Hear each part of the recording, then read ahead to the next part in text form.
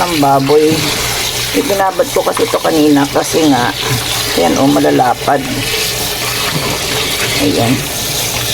Kasi nga, naka-frozen to. Kaya, ayan, hinugasan ko lang para maging malinis. Dahil ito ay binili ko sa kabilang Ibayo. Malalaki pala. Ayan, malalapad siya. Ayan, hugas. Patutuluin na natin. Ihiwain ko na tapos patutuluin. Ayan. Lalapad oh. No? Lapad niya.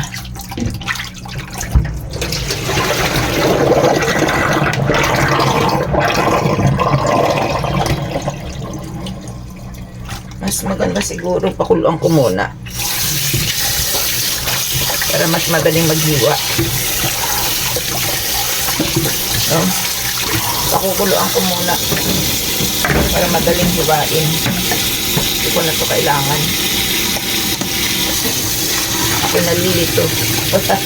Nalilito. Ayan. Dami.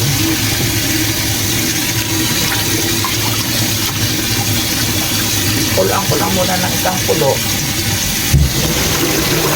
para hindi ako mahirapang maghiwa.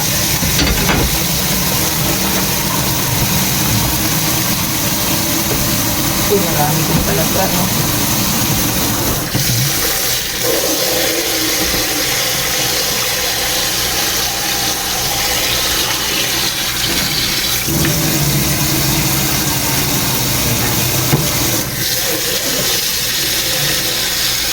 Iba't ibang paraan ang nakikita ko sa YouTube.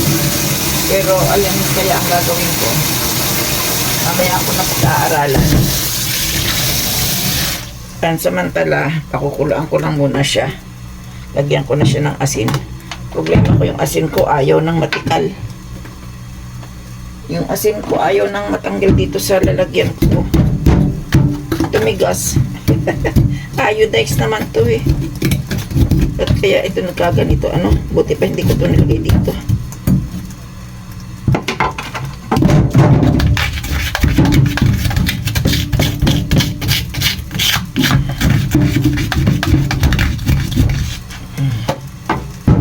Ayun, may nakuha ako.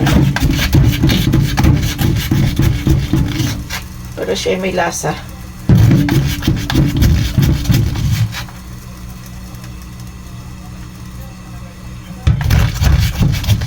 Hindi naman siguro maalat yun. Tama na yun. Tapos lagyan ko na rin siya ng pamintang buo.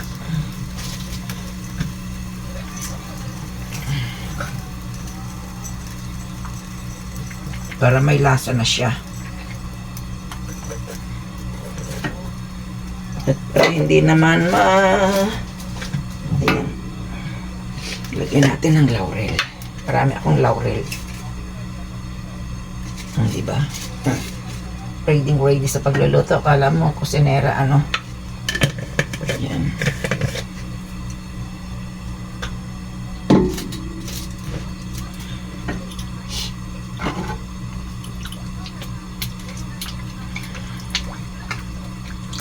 Para pagkulo. Saka ko na siya hihiwain para madaling hiwain. No? Yan. Takpan muna natin pansamantala. Mamaya natin balikan. Ayan, napakuloan ko na ng kunting oras lang para madaling, at saka nilagay ko yung asin. Tapos patutuyuin ko to. Patuyuin ko na lang kasi maano naman ang init. Patuyuin ko dun sa aking may patuyuan ako eh. Ipukin mo, mainit nga. Palalamigin ko pa to bago ko hiwain.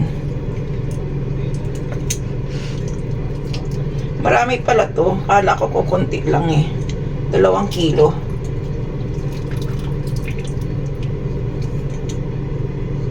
Kung Kung may air fry sana, ano? Air fryer ba? Ang tawag doon. Bukas na lang. Patutuyuin ko to sa init. Bukas ng maghapon. Pagdating ko, pwede na.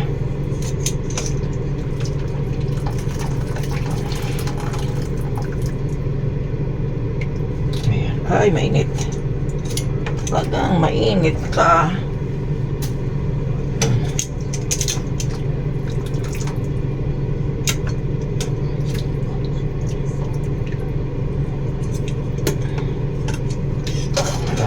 Mamaya ko na siya babalikan. Pag malamig na sa ako siya babalikan. Ayan.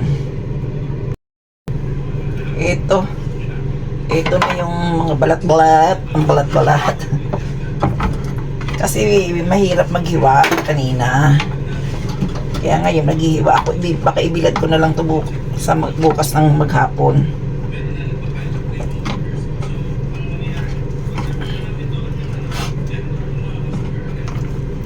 Nakunat pa rin pala. Pero pwede na to.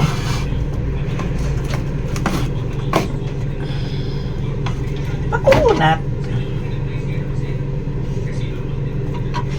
Marami sa kanilang balat. Ano? Ayun. Parang pala. Dapat dito sa likod ang putol.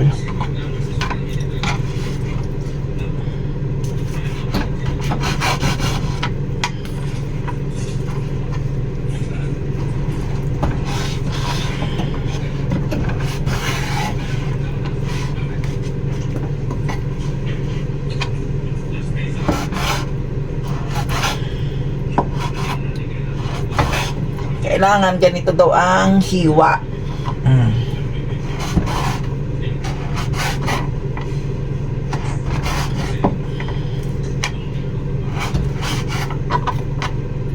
Sasakit ang kamay ko ah.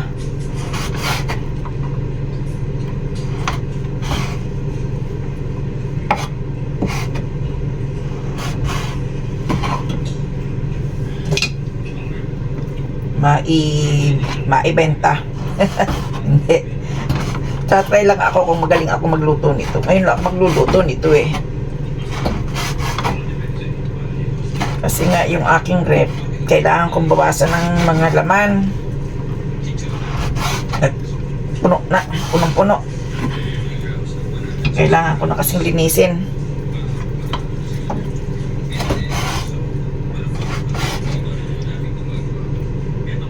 Pero alam nyo ba yung binili ng anak ko sa galing Okinawa, mas maliliit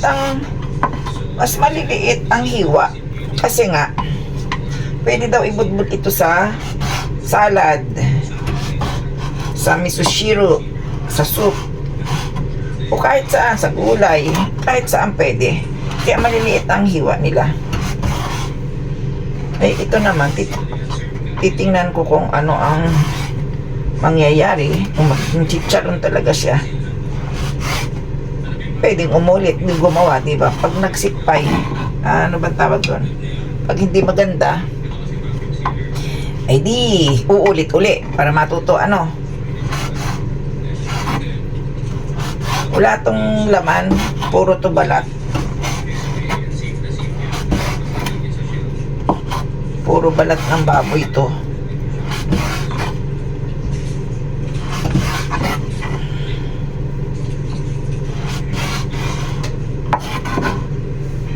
Sasakit ang kamay ko. Ito.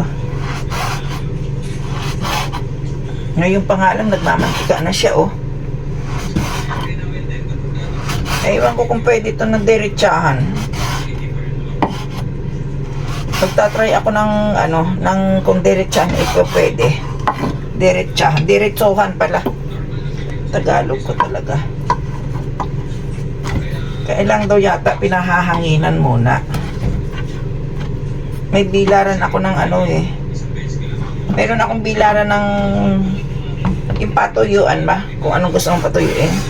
Kung gusto mong magpatuyo ng gulay, mayroon ako. Nasa likod. Nakahangir. Ay, ito oh.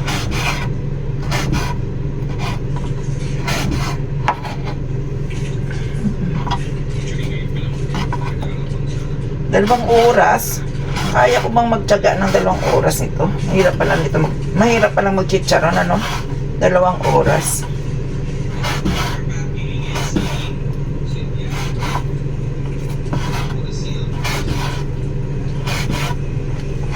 Dalawang oras kang maghihintay.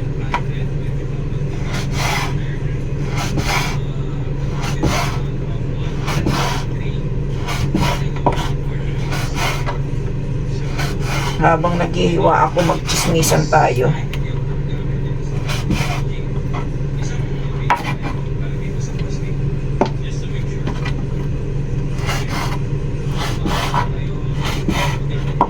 No.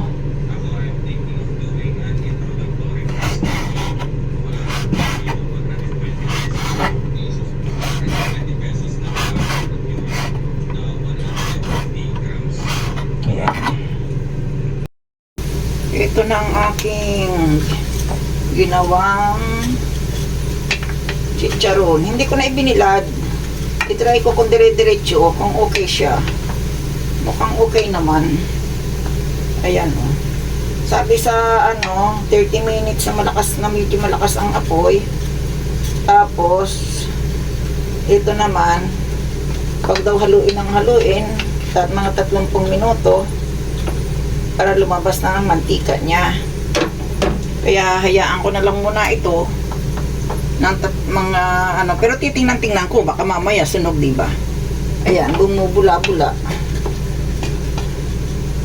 Mas maganda daw nito lutang sa mantika. Eh hindi, naglagay lang ako ng konting mantika, tapos ayan yung naging mantika niya. At dito ko na rin to pabubusan ng bukas.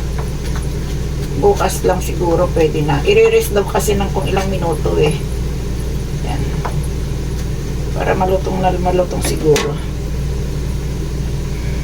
Tingnan ko nga. Silipin ko nga ang apoy. Masyado namang mahina.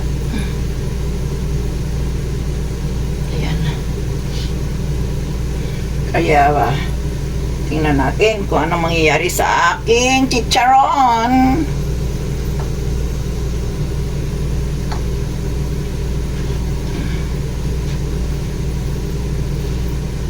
Mahirap palang gumawa nito. Di na ako uulit.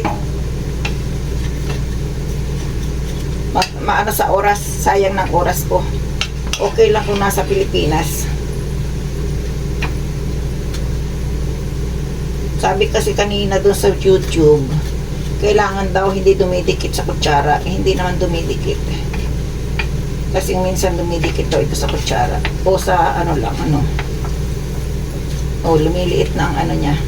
Tama siguro yun, ganito lang ang apoy. Para yung kanyang texture, ayan, umiikot na siya eh. Ayan.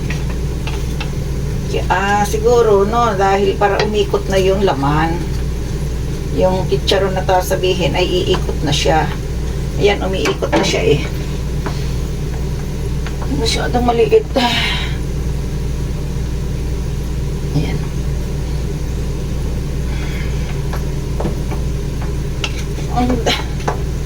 Ay, siguro to wala pang 1 kilo. 2 kilo tong binili ko eh. Pag naluto kaya ito, ilang kaya ang kalalabasan. Timbangin nga natin mamaya pagkatapos ko magluto. Backpat daw ang tawag nito, backpat. Back skin yata, backpat ba? Backpat ba o bad? Aywan ko, basta bad ito. May bad cholesterol ito pagkatapos. Ayan.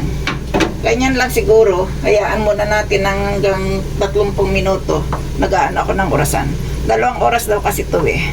Ito ang hindi gusto dito sa kalan ko eh. Nagsasarili.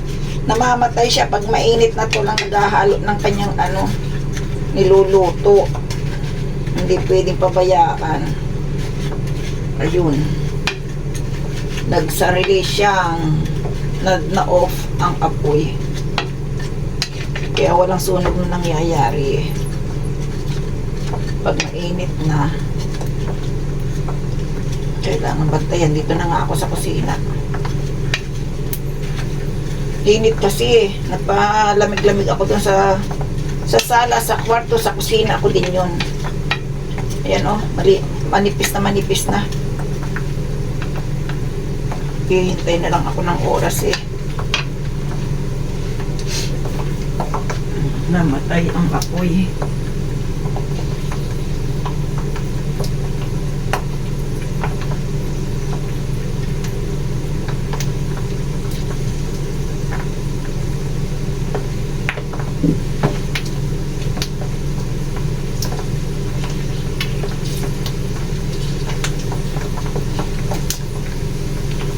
Namatay ang apoy. Kailangan kasi halo-haluin pa rin. Yan, ikot-ikot ko na nga lang.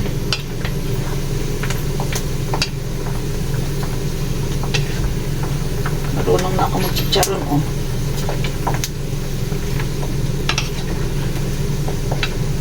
Konting mepis-mepos na lang po. Kailangan kasi mahina daw ang apoy. Para hindi siya sunog. Hindi ba yung naapura? Siguro pag wala ng bubbles, ayun, okay na siya. Pero kailangan pang maya-maya palalakasan pa rin ng ano. Sa last 2 minutes niya, kailangan lakasan ng apoy para ma-toast ng konti. Tapos, isasalang ko uli para maging chicharon. Pero sa susunod, ayoko nang gumawa. Ayan. Bakit kamo ayoko nang gumawa? Mahaba ang oras. Ilang oras daw ito eh.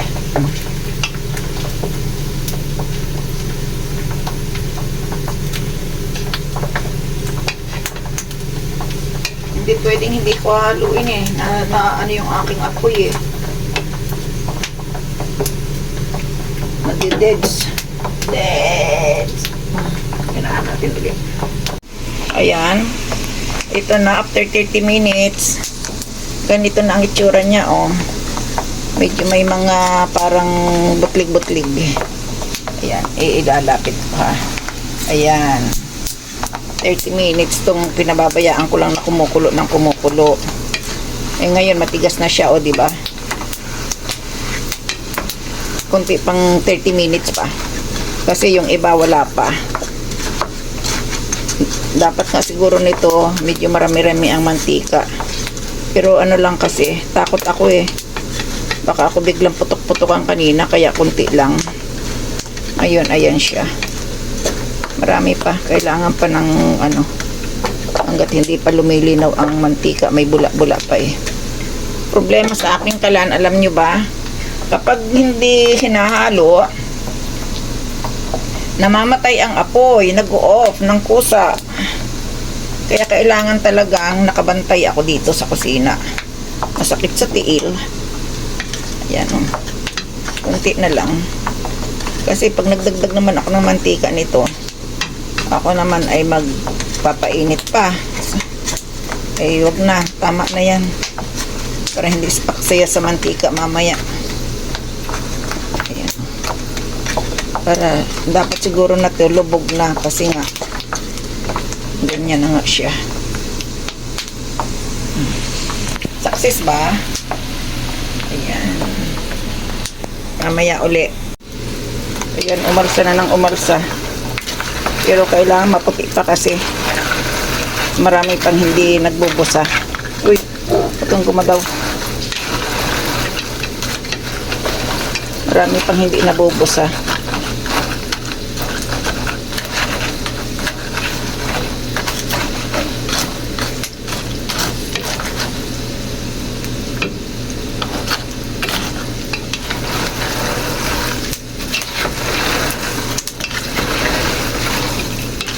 Bubusahin pa natin ng konti yung iba.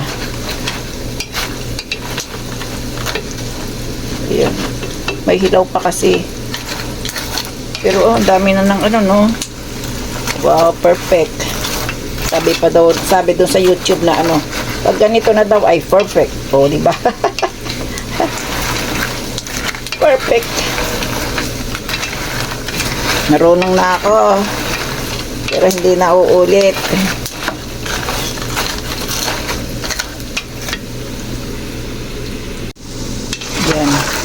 Pwede na siguro tong tanggalin.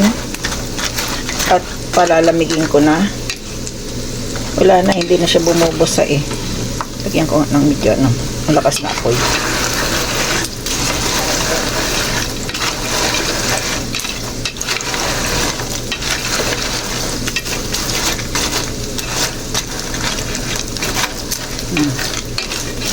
Lalamigin ko lang. Uy, chicharon na siya, oh. Ayan, oh.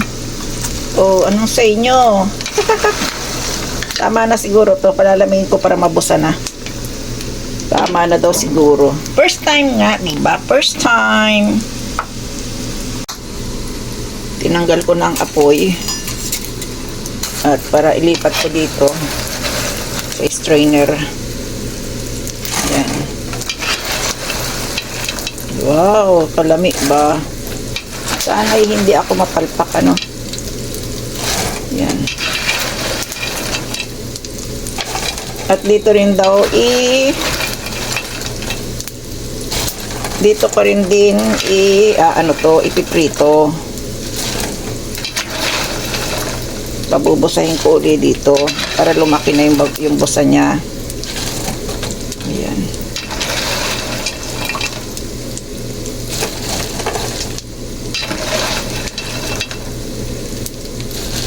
Unti-unting. Tapos bibili na ako ng beer. Bibili ba ako ng beer? Hindi na, ako yung napapaligo eh. Kaya lang magpapahinga muna ako. Kasi ako'y sa apoy na darang. Sabi pa nga, wag daw maliligo kaagad. Ayan na. Ang tinitingnan ko kasi yung ano. Ayan.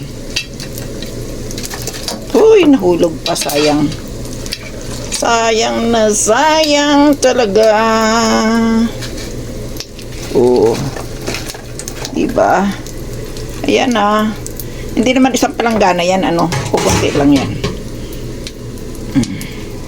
May isa nahulog, oh. Pero ito eh. Oh, pag malamig na, ano kayong lasa. Ayan, nagpapainit ako ng mantika para ilubog ko yung ilang pirasong ano. Magta-try lang ako kung okay na. Kaya painit lang ako ng mantika at ako'y maghuhugas muna din dito. Ito, nagdo-double fry na ako. Ayan.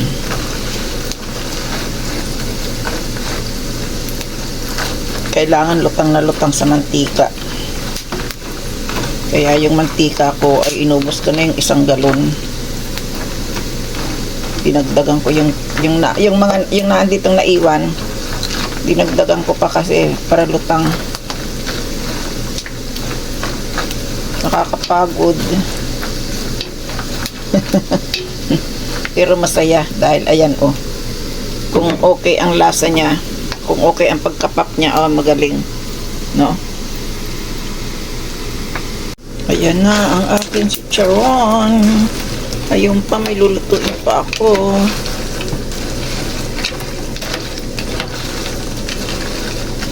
Kumarsa na, no? Nagdoble na, no? Oh.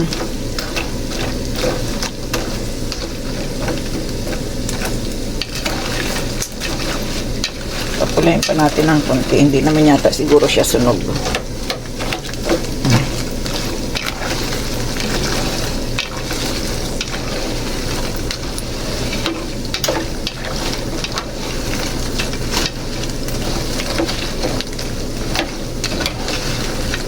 Ayan.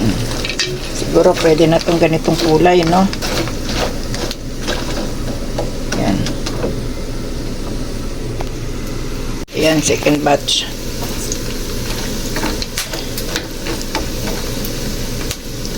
Ay, nagkaroon sila ng mag-asawa, oh. Ayan, hindi naghiwalay. Ayaw niyang maghiwalay. Sige.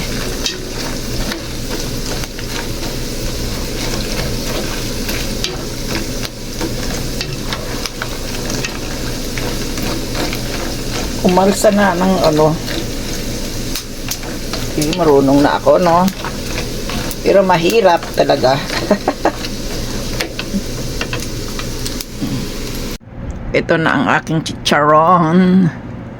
Ayan. Kulang ba sa busa? Hindi eh. Masusunog na pag sobrahan. Kaya tikman natin kung anong lasa. Wala akong beer. O, bili na kayo ng beer para tayo ay mayroong pulutan. Ito ang pulutan. Tingnan natin kung masarap. Pero mainit pa kasi kaya hindi pa masyadong mabusa to.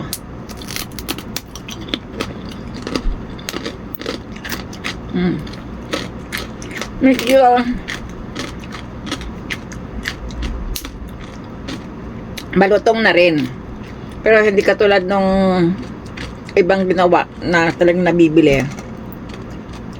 Nabusang-busa. Siguro kulang pa sa laga, ano.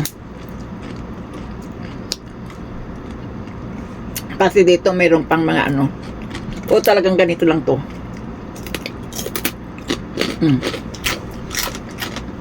Malutong na siya. Pwede na. Ang problema na to, sinong tagakain? Sarap.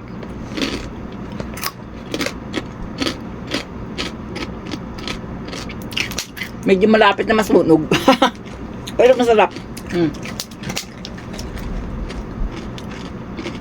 Kulang pa nga siguro sa busa. Kasi hindi siya inabot ng 2 oras. Nainip ako. Pero pwede nga. Malutong siya.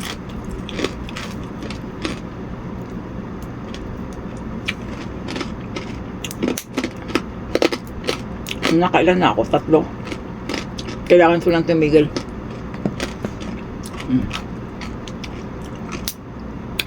Ang aking kansa na lang. Wala akong beer. Hindi na ako bumibili ng beer dito sa loob ng bahay. Sarap.